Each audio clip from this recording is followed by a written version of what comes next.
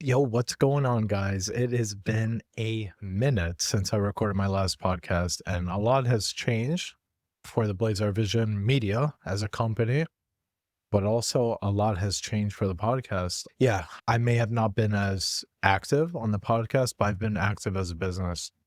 So I've been doing more IT consulting this year, and the main driver of my business right now has been working on a social media manager app. And it is amazing. I'm using it for the podcast already. I'm already using this tool and it's in production for myself. And I'm going to be releasing it as a product for others to enjoy. Just think about how much of a drag it is to manage all your social media accounts as one person. It's not really feasible. You have TikTok, Instagram, YouTube. There are other tools out there for sure, but none are going to do it the way I do. This project is very unique in that I've been creating social media content for over a decade. We're closing in on 15 years. Half my life has been creating content on these platforms, and I know all of the pain points, at least for my creator size. So I'll give you another example of how to use it. Not only will you be able to upload all your social media content across the board, but you can make specific edits to each platform and deploy them instantly. That's unheard of. Like whether it's some text, whether it's adding to a story and adding some music.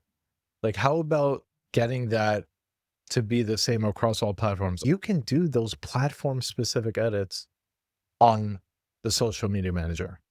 You know what's crazy? You have all these social media managers out there. They're made by companies. They might not be software. They might be software companies, but they're not creators.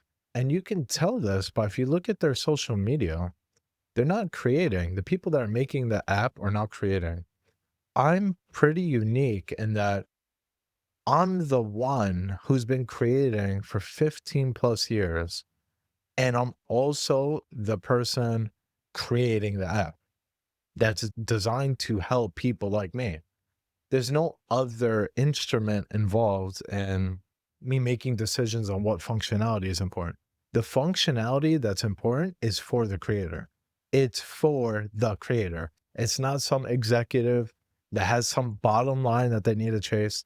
It's for the creator. I'm the creator. That's the best marketing I think I could do for this app. Let's get into the meat of the podcast. Today, we're going to be talking about my favorite subject, personal development, but we're really going to be touching on a topic within personal development. And it's one of the hardest things. If you're an agreeable personality type where you basically agree, you're a people pleaser, you don't like conflict, you're conflict avoidant, this trait is very difficult to master. And I'm working through mastering it. But I'll tell you, it is one of the hardest skills, and it's the ability to say no. There's a difference between the ability to say no and to, I don't really know. Maybe I'll do it. And no, I can't do that. There's a big difference between those two. And the reason is one's like a soft no. You're disinterested. You're using body language to kind of show that you're not really interested. You're not engaged with that. And the other one is direct. You're very honest, but you're direct and you kind of get the point across. Hey, I don't have bandwidth to do that. I can't do this. Or I'm sorry, but I'm not able to do this right now. Or I can't do it, period. It depends on how blunt you want to be about it. But the art of saying no is very important because we find ourselves. So there's a caveat. So look, a lot of self-development will tell you, listen, take on more responsibility. Work harder than you are right now. Step up to the plate. You got a commitment, go for it. And when an opportunity comes, just say yes. Because when is the opportunity ever coming back? That's what you'll hear a lot. And for the most part, it is right. But being able to differentiate that advice from what I'm going to explain today is actually the most important skill, really, when it comes to this. Because the thing is, very little advice is going to be telling you guys when to say no to opportunities, when to say no, knowing your own limits of how much you can handle and do and be effective at, and basically protecting your own commitments. No one enjoys committing to something and then dropping the ball at the last hour. No one likes that feeling. The person dropping the ball doesn't like the feeling, and everyone else you committed to don't like that. All right. No one likes that. And there's a good reason for that. And it's because you feel like you've let down someone. You feel like you said yes to more things than you can handle. And listen, guys, by the end of this podcast, it's not like you're going to have it fully figured out. It's being able to identify opportunities and being able to say no. And understanding the difference is we all have a capacity to do things. And sometimes we don't have enough capacity to do the things that we want. We want to be helpful. We want to go out of our way to help our community, take more responsibility, because generally speaking, that is the right attitude. That's the right mantra to be in. However, when you overextend yourself, you do that so much that you're actually becoming the bottleneck. You're being ineffective in those areas. Then it's actually doing nobody favors. It's not helping you be more effective. It's not granting you this golden opportunity, saying yes to a new opportunity, which actually isn't helping you in the long run because you're not being effective in your role. So think about it this way. Everyone has a capacity limit. All right. There's finite time. There's finite time. You don't have all the energy at every hour of the day. Your focus, not everyone's Elon Musk, right? Where we're 100% signal, 24 hours a day, 7 days a week. No one's really like that. All right. Even I think those things are exaggerated, right? And also emotional bandwidth. Are you able to be there for that person physically at that point in time? They might need you, but are you really helping them if you're not really there because you don't have enough emotional bandwidth to deal with it? It's about being honest about it, opening up, talking about it, being receptive, and being able to communicate that is very important. So think about this. An opportunity comes your way. A lot of us think, can I do this? But that's not the right question, because can I do this? The answer might be yes, but am I able to do it well is the better question, because if you can't do it well, you're not being effective for that opportunity. Whatever that opportunity is, you're not getting the most out of it. And so I would argue the better question is, can I do it well? As opposed to, can I do it? Because you can probably do it if you had the bandwidth. Now, a lot of people are going to say, obviously assume you have the bandwidth, but the assumptions is what kills a lot of opportunities. We can't make that assumption. It's very important to actually look at all the things that you have going on and actually be honest. Yeah, you can't be a part of 3 organizations at once, being fully active in all of them, and drive effective change. You just can't do it. If you work a full-time job, you're running a business on the side as well. I'm speaking about me right now, because this is the situation I've been in. I've been trying very hard to manage all of that, and I did effectively for some time. And I might have short bursts of activity in some of the organizations, but not in all. And so what ends up happening is this. You get a podcast that starts off, I'm releasing every month, every 2 months roughly. And then you get a spot where it just stops for 12 months. Or I think the last podcast I released was 6 to 8 months ago. But the last recorded podcast was like a year ago. The point is, that's a huge gap. And I started analyzing what's going on? Am I taking too much? Talk to my brother Mike. He's, yo, listen, take it easy. You're doing too much. I know you think you could do it, but can you do it well? That stuck with me. Can I do it well? As opposed to, can I do it? Yeah, I could do it. Of course I could do it, but can I do it well? Get the idea, guys? And we're going to talk a little bit more about the podcast hiatus. Yes, I have been investing a lot of time into making this social media manager app that I've been boasting about before, but the podcast is going to take a hit. Isn't it supposed to help me with the podcast? Yeah, surely. That's what I just advertised to you. But if I can't manage both of those things, then clearly one isn't more beneficial than the other. So, what other commitments do I have externally that is prohibiting me from being active on the podcast and working on my social media manager app that I am really ambitious about? I'm very passionate about delivering it. So, what's stopping me from doing that? So, it turns out there's other commitments in my life where I just have to say no. I have to, it's very hard. A lot of people might rely on you. Yes, all of that's true, and it sucks. You don't wanna say no. You wanna be helpful. You wanna be out there. You wanna show that you're involved and that you're a man of your word and that you take responsibility and you live by what you say, and all of that is true. I wanna do that, but I have a bandwidth, right? Work a full-time job, have to manage a house, have a business to run, have a podcast to do within the business, have this software project I'm running solo. It's not at the point where I can just hire people. I think it's going to take more time, hire someone, get them onboarded with the solution than it is. Now, at some point, it's gonna flip in the opposite direction. So I'm trying to give you guys an outline, a perspective of literal real life example of what I'm dealing with now and how I'm going to address it. So here's another beautiful idea about this. Commitment is not the same thing as contribution. Let's untangle that. Committing to something, saying yes to opportunities is not the same thing as being effective in those opportunities that you committed to. So saying yes to help set up a party, but not showing up at critical times to set up that party is not being effective. It's not contributing the same way that you'd be contributing had you had the time to show up at the right time to help be effective. It's very important. It's very nice. It's a very good thing to commit to something with someone to help them out. We all want to be helpful. We all want to commit and do things.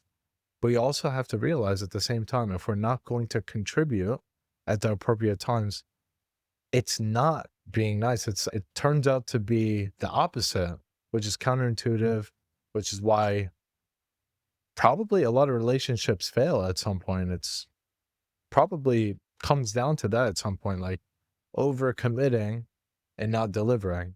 So it's something I realized, certainly with this business. So put it this way, here's a couple bullet points.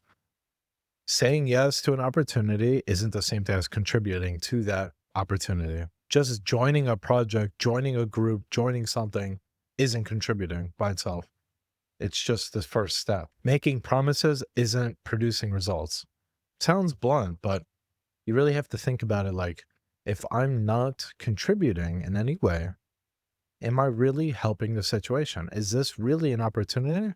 Or is this a means of me making myself feel better by saying I'm committing to things, but not following through? There's a big difference. A lot of people talk about this. I will say a lot of leaders do talk about following through on things. That's a good thing. That's the advice you want to listen to, because that distinguishes opportunities from effective opportunities. An opportunity might not be effective for you, doesn't serve you well, might not serve the other person well.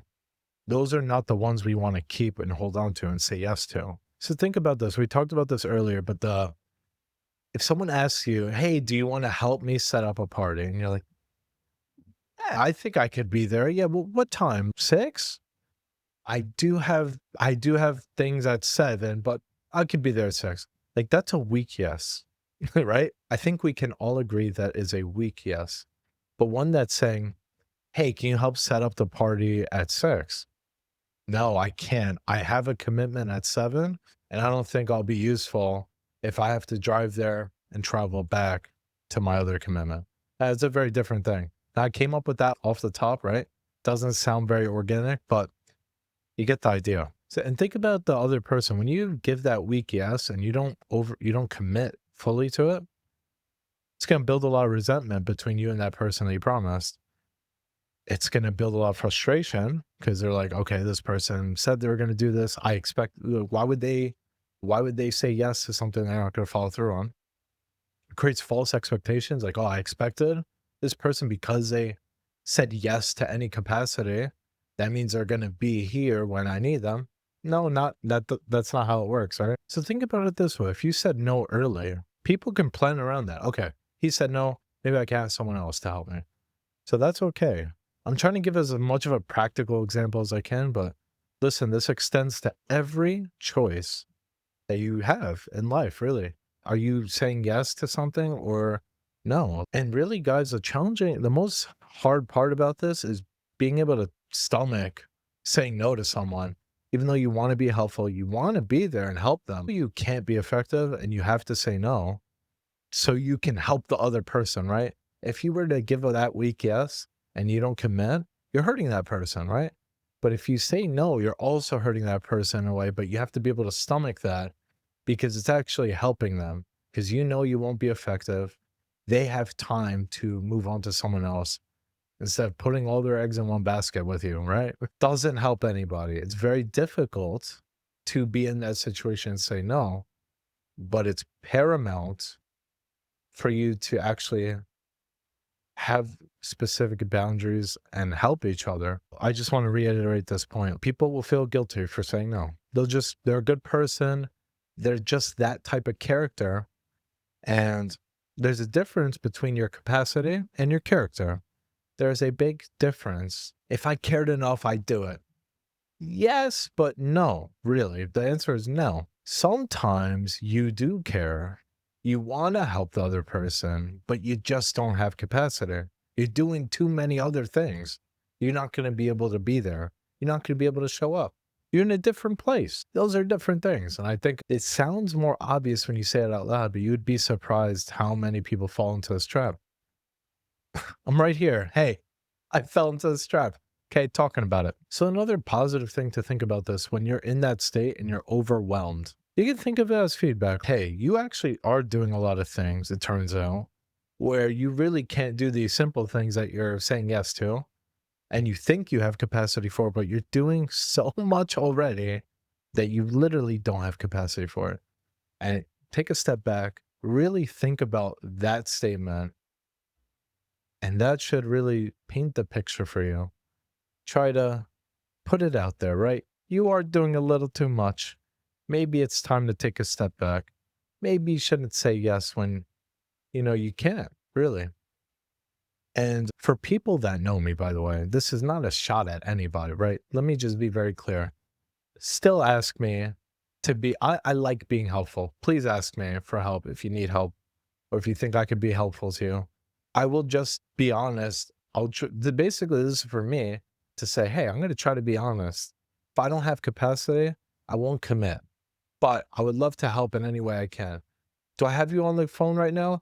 Maybe I could throw in a gem or two that'll point you in the right direction. I could do that. That doesn't take that much time. But being there with the whole process, I might not be able to, even though I want to. I want to be helpful. I want to be that person that I wish I had when I was a little bit younger. Sure.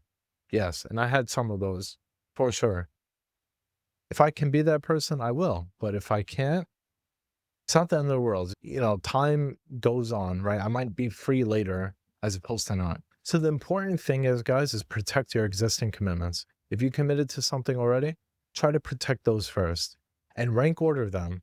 Is something you committed to that's not as impactful as if you left, or that you think a heads up as early as possible, even though it's not great because you already committed, still might be a better option than sticking it out and not being effective when the time comes. Very hard to do that. Like I said, it is a skill. I am learning it. I've been more honest about where I'm at with my position in my community, in my business, in the podcast, in my software project, and all the other responsibilities that I have in my life. I'm trying to be honest about it. I'm trying to be effective. Try to say no where it matters and being able to say no. Again, not an easy thing if you're an agreeable personality type like me. And here's another thing. When you say no, you're keeping your integrity. Like when you're inconsistent, that is where integrity degrades. Think about it. A lot of people think you have good integrity if you're present, helpful, there. But if you're not, again, that goes back, if you're not really there because you know that your mind is going to be somewhere else, then it's very important to understand that and say no. And that will help your integrity because you keep your word for that. Now, here's a different caveat, right? Think about it this way. If you say no and then end up helping, I don't know what that means, but that can happen. And hey, might not be good either, right? It looks like that you just lied and didn't want to help or something. I don't know. I don't know. Just thought in my head. So if you're not convinced yet, this is really one of the biggest problems of being too agreeable. Like highly agreeable people like myself, we want to avoid disappointing others. We feel a sense of responsibility to make people proud or at least content with your actions. We try to avoid conflict, right? Because conflict is never a good thing, it seems, right? We want to be liked. We want to be helpful. We want to be out there. We want to show that we're interested, that we can do things. We can be helpful whenever needed, right? These all seem like good traits. But if they're taken too far, you become overwhelmed. You start neglecting the priorities that you already have for yourself. And you're going to disappoint people anyway. That's the real thing here. You initially say yes to not disappoint others because you're being helpful, you're showing up. But if you're not really showing up, you're going to disappoint them anyway, even though you put all that effort into saying yes and trying to be there wherever you could. And actually, see how it ends up being worse for everyone? All right, so I'm going to give you a test, guys. You can ask yourself these questions before you say yes or no to someone. And also, if you are on the phone or if you're in person, try to ask yourself these questions in your head. The easiest thing is, let me check my calendar really quick. Give me a couple minutes. I'll get back to you. Give yourself a couple minutes, anywhere you are. Think about these things. Before saying yes, ask yourself these questions. Do I actually have time for this? Answer is yes. Okay. Can I do this well? That's a tougher question than can I do this? You're asking, are you effective in doing it? That's a very different thing we talked about earlier. So can I do this well? That might not be a yes, right? Third question is paramount. What will I have to sacrifice? It's not if I have to sacrifice. It's understanding that time is finite. If you're doing this other thing, you're not doing something else. So what are you willing to sacrifice? Can you sacrifice something? And then if you are just saying yes because you're so agreeable with yourself, right, at this point, here's one for you people out there. And it's asking yourself, am I saying yes because you will feel guilty if you say no? Ask yourself that, right? If you're one of those people, hopefully this one gets you to say no, all right? And the last question is, if you say yes, can you completely follow through? If you answered yes to all 5 of those questions, commit, man, do it. Clearly, you got it. But notice that when you try this and you say yes to all 5 beforehand and you end up not delivering, understand that things happen, right? This is not a perfect rubric where you ask these 5 questions and you'll always get the right outcome. Life is fuzzy. It always will be. And so understanding the differences on things that you can control is really important, and reflecting on it. Talked about this on the first episode, but we'll always talk about reflection, going back to your roots, understanding who you are, understanding what actually happened and what you can do about it, that things are in your control, things that you can actually change by yourself. Those are the things you want to focus on. Don't try to change other people. Don't try to blame others for things that happen to you. Try your best to take responsibility with what you can manage and try your best to learn from mistakes. Literally reflect on it. And let's not get it twisted. The goal of this is not to say, all right, don't take as much responsibility. The goal is take as much responsibility that you can effectively carry. I'm saying say yes to the ones where you'll make that difference, be effective. I'm saying say yes to opportunities that you will be there for, that you will follow through for. Just don't say yes by default. Yes should not be your default. No should be your default, and you should convince yourself otherwise that this is right for me. you also have to take it with a grain of salt because we might convince ourselves that, hey, we are too busy and end up not taking any responsibility. That is the negative part about this. And I'll be honest, this is a negative about this talk that we're talking about. You have to be aware of. Every advice comes with issues, and this is one of them. You have to be able to differentiate between your effective capacity for things. And if you're not, if you're just saying no to things as an excuse to not take on more responsibility, when you actually do have bandwidth, because what you actually are doing is you're watching 4 hours or 6 hours of Netflix when, you could do something a little differently. There's a difference between things that you enjoy and things that you're responsible for. Part of me, when I say this, it's like it's so obvious to me, but I know it wasn't obvious to me at some point. So I do like to break down everything I can and as much as I can to make it as digestible for everyone. The advice is not for everyone. Some people are way past this. Some people are just getting started and some people are way behind. The goal is to try to get everyone to think about it. That's all I could do, right? I could plant the thoughts in your head to think about commitments that you have right now. Are you planning to follow through with them? Are there any impediments to get you to really think about the things that you commit to? Because it's been a challenge for me. I've overcommitted myself for, I would say, the last 2 years. Even when I started the podcast, I overcommitted at that point. But when I started the podcast, I had no software projects. And yeah, I didn't put a lot of craft in my work at the time that I do now. I'm able to effectively manage. At some point, my day job got really busy and I really had to say no to, I was supposed to say no to way more things than I didn't. And that took a hit personally for me. It was very hard to try to climb out and say, can I go back and do the podcast? Like every month that went by that I didn't record this podcast, I'm like, yo, am I actually going to get back into this? A lot of people are asking me about it. They want to see what's going on. And where am I? It's like I disappeared.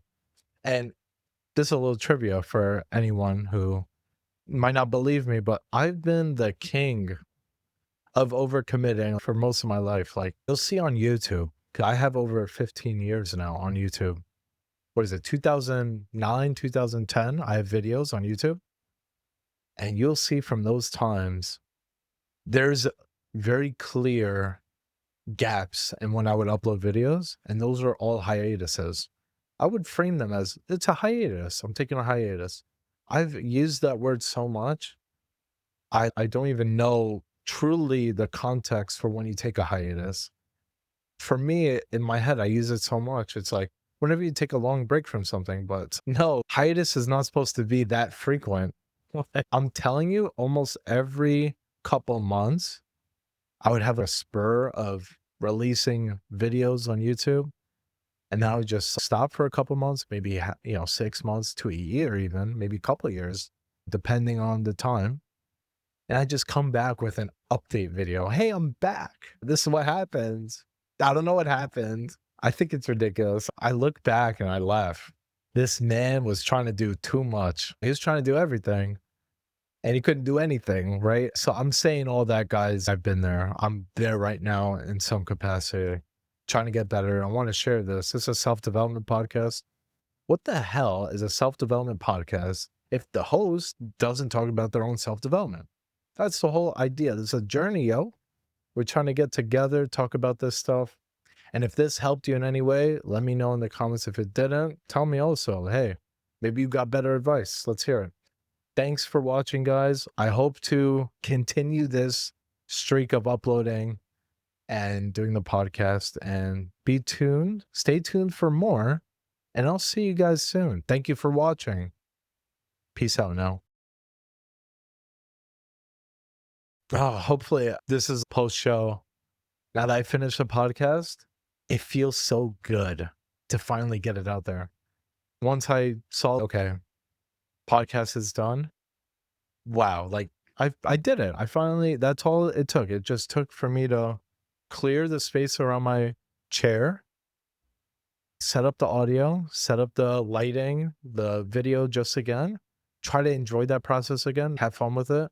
Feels really good to be at this point. Like, okay, I recorded the podcast. I can put out some content. I also talked about my social media website that I've been working on. Super happy about that. I haven't really posted a lot about it. I've posted a couple glimpses, couple clips here and there, very vague, not really telling. Only people that talk to me frequently really know what's going on. But for those people that don't know what's going on, I kind of sprinkle it in here and there. It's not enough for people to care. And hopefully now talking about it a little bit more, sprinkling it in every podcast here and there. Can't wait. Can't wait to get it out there. So again, thanks for watching, guys. Peace out.